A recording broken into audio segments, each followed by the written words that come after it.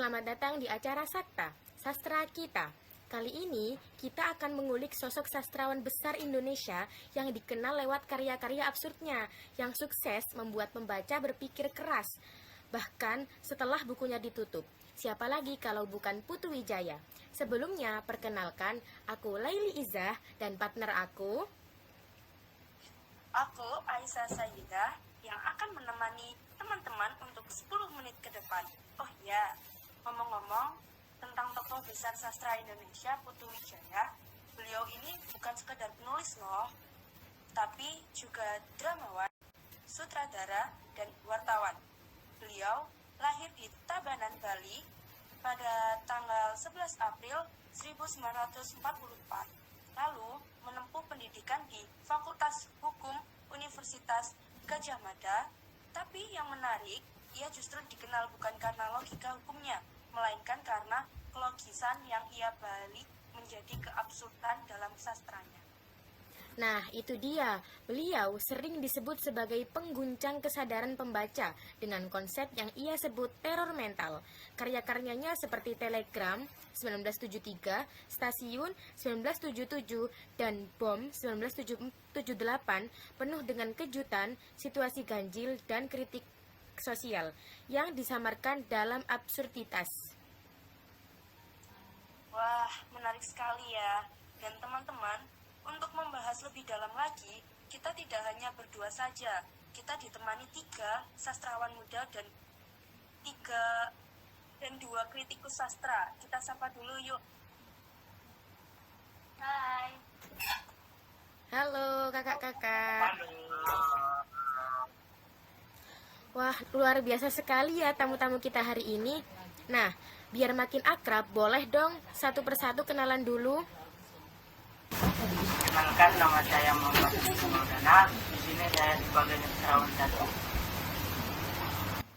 Halo semuanya, perkenalkan nama aku Indi Dwi Auranti Valia Putri sebagai sastrawan 2. Perkenalkan, nama saya Inka Aulia Jeni Penusya Putri. Saya di sini sebagai sastrawan 3. Perkenalkan, nama saya Silvi Mailiatu Syafaati. Saya di sini sebagai kritikus 1. Perkenalkan, nama saya Naziza Rahma. Saya di sini sebagai kritikus 2. Langsung aja nih, boleh aku mulai dari sastrawan 1 dulu ya.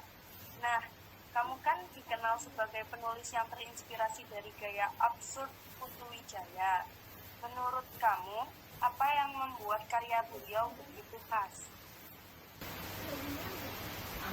Yang paling tentu, gaya absurditas dan teror mentalnya dalam Telegram. Misalnya, tokohnya menerima pesan misterius yang tidak jelas dari siapa, lalu mulai tenggelam dalam rasa curiga dan cemas. Dari situ muncul teror, bukan karena ada hantu, tapi karena pikirannya sendiri. Iya, teror mental itulah yang membuat Putu Wijaya berbeda. Dia tidak menakuti dengan darah atau kekerasan, tapi dengan kegelisahan bagi manusia modern. Di Telegram, komunikasi yang seharusnya mempererat justru memutus hubungan antar manusia. Wah, menarik banget ya. Kalau untuk sastrawan 2, kamu melihat absurditas ini paling kuat di karya yang mana? Menurutku, di stasiun ya, di sana tokoh-tokohnya digambarkan menunggu tanpa arah, tanpa tahu tujuan mereka sendiri. Mereka datang dan pergi, tapi tak pernah benar-benar sampai. Stasiun di sini seakan jadi simbol kehidupan modern, ramai, sibuk, tapi kosong. Oh, jadi absurditasnya bukan cuma aneh ya, tapi justru menggambarkan kenyataan yang kita alami sekarang.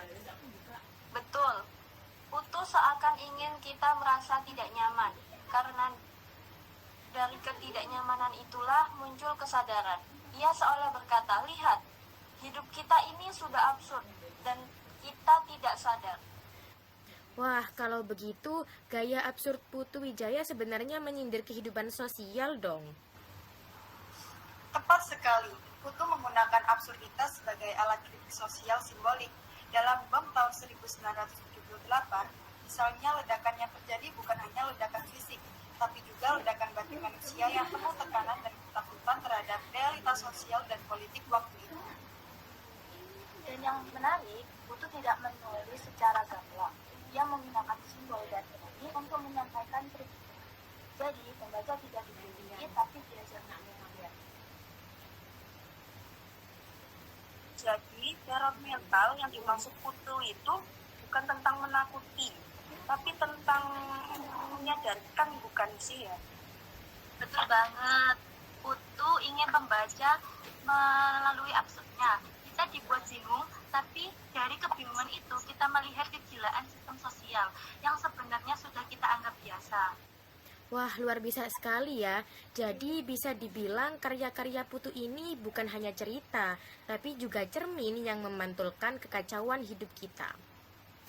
Betul sekali. Bahkan gaya tulisannya yang ganjil dan tak terduga itu seperti mempermainkan posisi kita, membuat kita sadar bahwa realitas itu bisa sangat rapuh.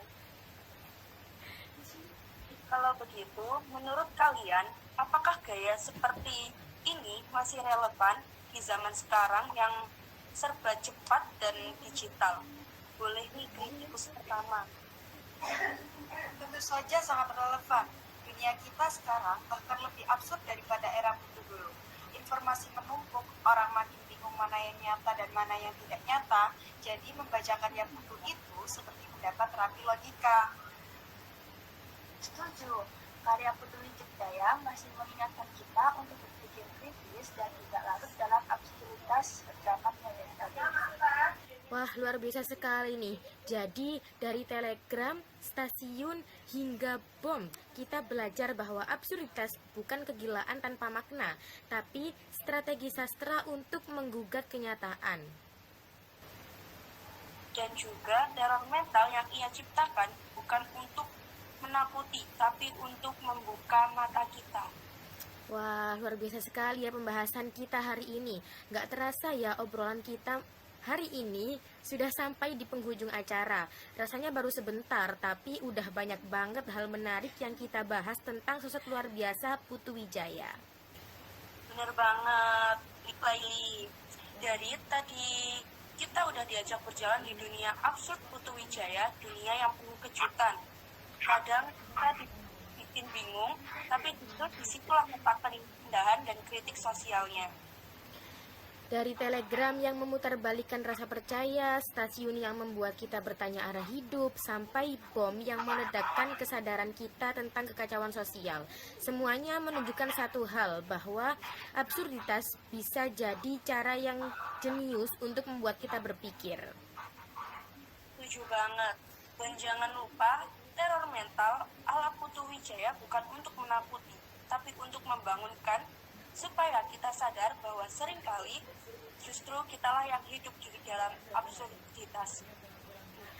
Nah, sebelum kita pamit, kita mau mengucapkan terima kasih banyak buat tamu-tamu luar biasa kita hari ini. Terima kasih banyak ya kakak-kakak. Sampai jumpa di episode berikutnya. Nasib sastra kita, tempat di mana kata-kata tak sekedar dibaca, tapi juga dirasakan dan dipikirkan.